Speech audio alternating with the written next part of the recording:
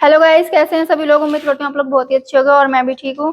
तो फिर से स्वागत है आप सभी का एक और न्यू ब्लॉग में। तो बने रहो ब्लॉग में।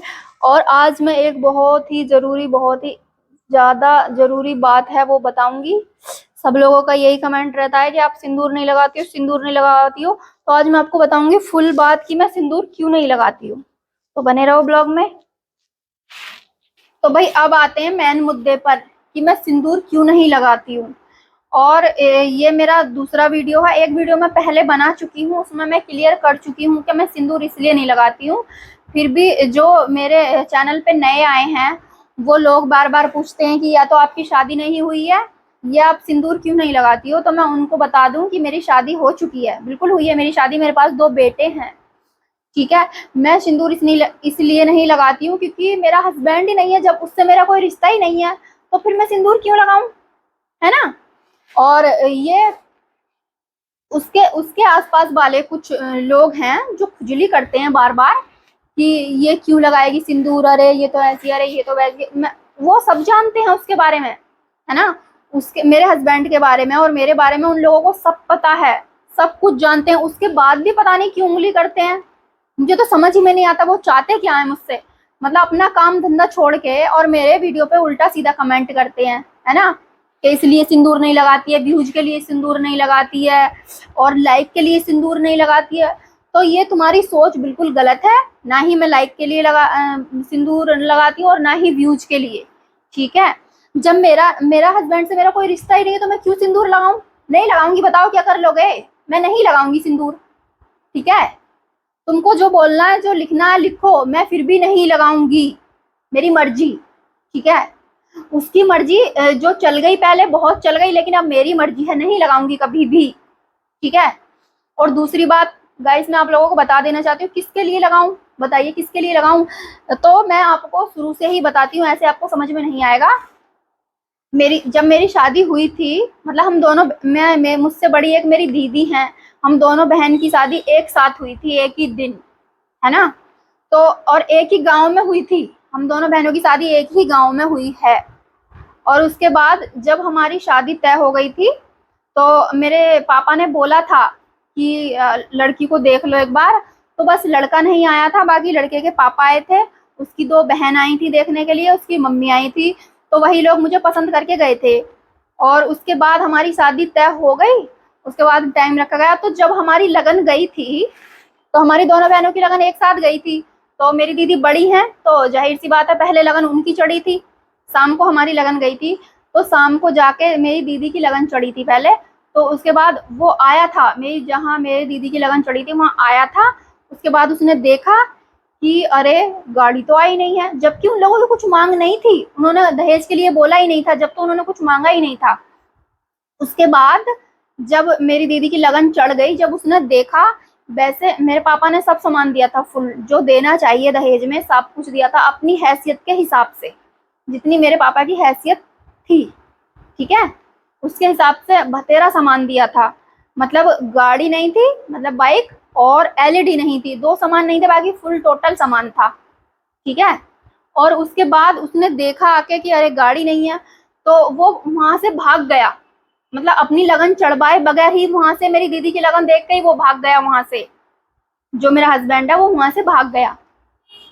तो जब रात को 10-11 बज गए, उसे ढूंढते ढूंढते कहीं नहीं मिला। उसके बाद हमारे घर वालों ने और आसपास वालों ने भी उसे सब में ढूंढ लिया। उसके बाद मेरे पापा बोले कि बुलाओ लड़के को। या तो पहले ही मना करते, अगर शादी नहीं करनी थी तो क्लियर मना कर देते पहले कि भाई हम नहीं करेंगे, या फिर हम दहेज लेंगे। ये दहेज वाली बात पहले बोलते ना ये लोग। पहले इन्होंने कुछ नहीं बोला, पहले तो बोल दिया कि नहीं हमें कुछ नहीं चाहिए, हमें लड़की लड़की चाहिए बस। उसके बाद ये लड़का भाग गया। उसके बाद ढूंढा, फोन किया, फोन भी स्विच ऑफ कर लिया। उसके बाद सारे आसपास में ढूंढा इसको। तो सुबह 4 बजे इसको ढूंढ के लेके आए इसके घर वाले, डरा धमका के कि कंप्लेंट कर देंगे, ये कर देंगे, वो कर देंगे, शादी कर ले। उसके बाद वो लड़का माना। उसके बाद हमारी लगन चढ़ी, लगन चढ़ गई। उसके बाद ठीक है शादी हो गई। जिस दिन मैं शादी करके घर आई थी उस दिन वो लड़का अपनी बहन से बहुत लड़ा था कि तू तू क्या देख के आई थी, तूने क्या देखा था, ये तो इतनी काली है, अरे ये तो ऐसी है, मैं नहीं रखूंगा, मुझे पसंद नहीं है। तो उसके बाद भी ये सब मैंने झेला और बहुत रोई मैं। ठीक है। बहुत रोई और सब कुछ झेला, उसके बाद भी बर्दाश्त करके मैं रही। उसके बाद 2-3 दिन बाद मेरे घर वाले आए, पापा और मेरे चाचा वाचा, तो मुझे बुला के ले गए। उसके बाद ये लड़का मुझे बुलाने नहीं आया, ठीक है। 2 डेढ़ महीने तक ये मुझे बुलाने नहीं आया। इसके मम्मी पापा आए थे मुझे बुलाने, फिर भी मेरे घर वालों ने मुझे भेज दिया। मैं चली गई कि बेटा जा, ठीक है तेरा घर है और तू अपने घर देख। उसके बाद भी मैं आ गई। उसके बाद भी ये बहुत ज्यादा ड्रामे करने लगा। रात को 1 बजे आता था, कभी 12 बजे आता था, कभी खाना ही नहीं खाता था, मतलब ऐसे दूर दूर दूर दूर रहता था। उसके बाद 5-6 महीने तक ऐसे ही चला। उसके बाद ये चला गया काम करने ऋषिकेश, ठीक है। ऋषिकेश चला गया मुझे घर अकेले छोड़ के। वहां 2-3 महीने इसने काम किया, तब आया। फिर उसके बाद ये थोड़ी बहुत दारू पीने लगा। थोड़ी बहुत तो दारू पीता ही था शुरू से ही, है पीने लगा। उसके बाद रहा घर 5-6 महीने। फिर उसके बाद ये बोला कि फरीदाबाद जा रहा हूँ मैं काम करने, ये फरीदाबाद चला गया। उसके बाद पहले मेरी लड़की हुई थी, ठीक है। शादी से 1.5 साल बाद में मेरी लड़की हुई थी पहली, और वो किसी वजह से खत्म हो गई। तो जब मेरी डिलीवरी हो रही थी तो ये लोग सरकारी हॉस्पिटल में मुझे लेके पड़े थे 3 दिन तक। 3 दिन तक लेके, अगर मेरे पापा नहीं आके मुझे वहां से निकालते तो आज मैं शायद जिंदा नहीं होती और आपके सामने नहीं होती, ठीक है। तो मेरे पापा ने वहां से मुझे आके निकाला और प्राइवेट हॉस्पिटल में गया। उसके बाद ऑपरेशन से मेरी लड़की हुई थी पहली, छोटे ऑपरेशन से। उसके बाद हो गई, ठीक है। 20-21 दिन के बाद मेरी लड़की खत्म हो गई थी।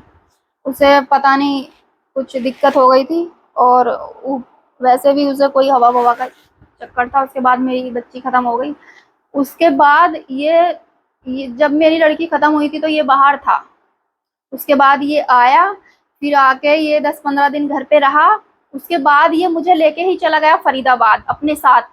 फिर हम वहाँ रहे 4-5 साल, हम वहाँ रहे, मतलब 5-6 साल रहे वहाँ पे हम फरीदाबाद में। उसके बाद ये वहाँ बहुत ज्यादा दारू पीने लगा, बहुत ही ज्यादा दारू पीने लगा। फिर वहाँ मेरे 2 बेटे हुए थे, एक बड़े वाले का नाम है शिवा और छोटे वाले का नाम है पीयूष। 2 मेरे बेटे हुए। उसके बाद वहाँ बहुत लड़ाई झगड़ा होता था, बहुत। ऐसे मान लो कि मैं 2 महीने वहाँ रहती थी तो 6 महीने अपने मायके में रहती थी। लड़ाई की वजह से इतना मुझे मारता था, पीटता था, टॉर्चर करता था। उसके बाद सब कुछ मैं वहां से छोड़ छाड़ के आ गई, अपने पापा के घर ही रहने लगी। ये बार बार बोलता था कि मुझे डिवोर्स चाहिए, डिवोर्स चाहिए, डिवोर्स चाहिए। और कभी भी तैयार होती थी, कहीं जाती थी, कुछ भी शादी वादी में, ये कहीं जाना होता था, अगर मैं थोड़ा सा भी मेकअप कर लेती थी तो बोलता था, अरे इतना मेकअप क्यों किया है, किसे दिखाने जा रही है, और ऐसा है और वैसा है, और इतना मेकअप कोई नहीं करता है, हमारे मोहल्ले में कोई मेकअप नहीं करता, हमारे गाँव में कोई मेकअप नहीं करता, और तू इतना मेकअप करती है, बताओ। तो फिर तूने शादी क्यों की थी, बताओ। और जब शादी की है तो जाहिर सी बात है, औरत तो मेकअप ही करेगी ना। हाँ, तो वहां भी ये मेरे मेकअप करने पे टोकता था, बहुत टोकता था। इसीलिए मैं वहां बहुत कम मेकअप करती थी, और बस ऐसे ही काम वाम करके पूरा दिन ऐसे काम में ही निकल जाता था। उसके बाद बहुत मैंने इसकी दारू छुड़ाने की बहुत कोशिश की, दवाइयाँ तक ली, यहाँ तक कि मैं जो क्या बोलते हैं भगत, जो जो भी होते हैं उनके पास भी गई कि कैसे भी करके ये दारू छोड़ दे। इसे दवाई भी खिलाई मैंने दारू छोड़ने के लिए, लेकिन इसने दारू छोड़ी नहीं। ये बोलता था कि तेरे बाप की नहीं पीता हूँ, मैं अपने बाप की पीता हूँ, मैं तो पीऊंगा।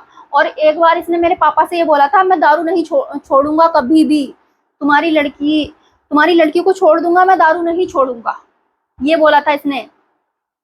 तो उस दिन मेरे पापा ले गए थे मुझे अपने घर, और उस दिन के बाद आज तक नहीं भेजा, वहां मैं गई नहीं फिर उसके बाद, ठीक है।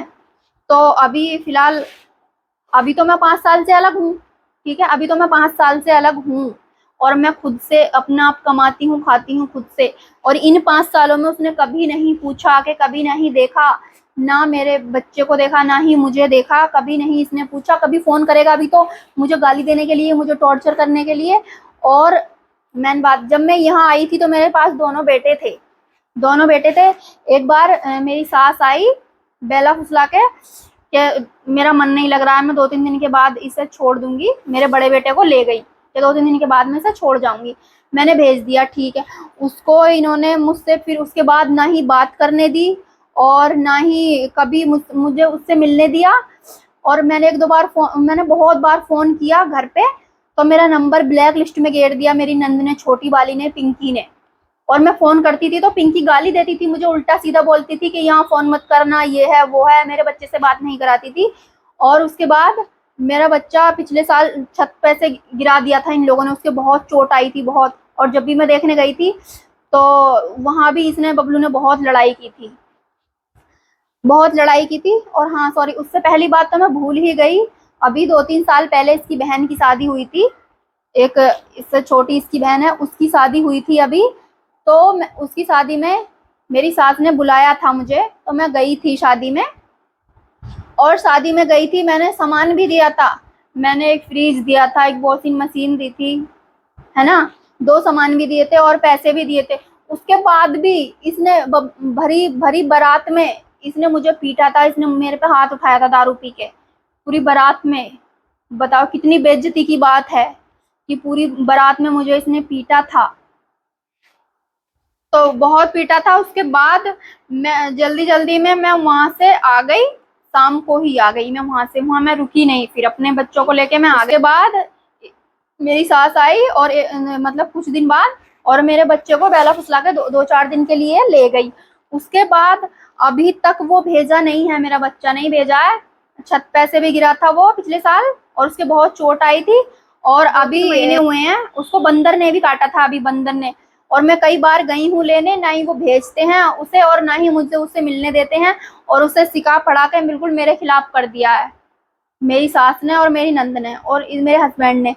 तो उसके बाद भी मैंने कई बार मैं कंप्लेंट कर चुकी हूँ, और कई बार मतलब ऐसा कोई दिन नहीं जाता जो मैं उसे फ़ोन नहीं करती हूँ, लेकिन मेरा नंबर ब्लैक लिस्ट में है और मैं बहुत रोती हूँ और मुझे बहुत उसकी याद आती है अपने बच्चे की। लेकिन ये लोग बात नहीं कराते हैं और ना ही उसे मुझसे मिलने देते हैं। और अभी भी अभी अभी अब फिर हार मान के मैंने छोड़ ही दिया, और मैं सिंदूर कभी नहीं लगाऊंगी, क्योंकि मेरा डिवोर्स चल रहा है, बहुत जल्दी मैं उससे डिवोर्स ले लूंगी और अपने बच्चे को भी लूंगी, ठीक है। तो तुम इस ख्वाब में कभी मत रहना कि मैं अपने बच्चों को छोड़ दूंगी या मैं फिर से दोबारा तुम्हारे पास आऊंगी या रहने लगूंगी, नहीं, कभी नहीं होगा ये, ठीक है। क्योंकि बहुत तुम्हारी मनमानी हो गई, अब मेरी जिंदगी है, मेरी लाइफ है, मैं अपनी अपनी मर्जी से मैं जीऊंगी, ठीक है। तुम्हारी जितनी बर्दाश्त मैंने की है ना, कोई नहीं करेगा, ठीक है। और अभी भी करती हूँ, अभी भी गाइस, ये अभी भी मुझे कभी भी फोन करता है ना, दारू पी के ही करता है हमेशा, और उल्टा सीधा बोलता है, गाली वाली देता है। और दिवाली पे तो धमकी आ गई थी कि मैं इसे जान से मार दूंगा। अच्छा, तू जान से मार देगा मुझे और तू बच जाएगा? तू बच जाएगा मुझे जान से मार के? बता, ठीक है। तू अपना भी ख्याल कर लेना, अगर मुझे जान से मार के तू बच जाएगा। इसने क्या क्या, मैं दिवाली पे भी और होली पे मैं जब भी अपने घर जाती हूँ तभी ये मुझे फोन कर करके पूछता है कहाँ है कहाँ है, औरों से भी पूछता है, इसने आदमी भी लगा रखे हैं कि कहाँ जा रही है, क्या कर रही है, क्या नहीं कर रही है, ठीक है। तो आज मैं यहाँ हूँ, आप लोगों के सामने हूँ, तो सिर्फ एक आदमी की वजह से हूँ, और जो भी हूँ आज आप लोगों की वजह से हूँ, आपके सामने हूँ, ठीक है। आप लोगों ने मुझे इतना सपोर्ट किया है, और आप लोग पूछते रहते हो कि अपने बारे में कुछ बताओ, तो हाँ, मैं बिल्कुल आप लोगों को बताऊंगी, अपने बारे में फुल बताऊंगी कि सब कुछ सच्चाई जो अभी तक मैंने छुपाई है ना, अब सारा कुछ बताऊंगी कि क्या हुआ और कैसे हुआ। और अभी बहुत सारी बातें हैं गाइस।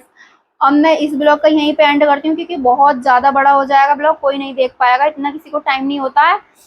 तो अब जो इससे आगे की जो जानकारी होगी ना, वो अगले ब्लॉग में आपको मिलेगी, ठीक है। तो आप लोग अगर आप लोग मेरे चैनल पे नए हो तो चैनल को सब्सक्राइब कर लेना, और लाइक कमेंट शेयर जरूर कर देना।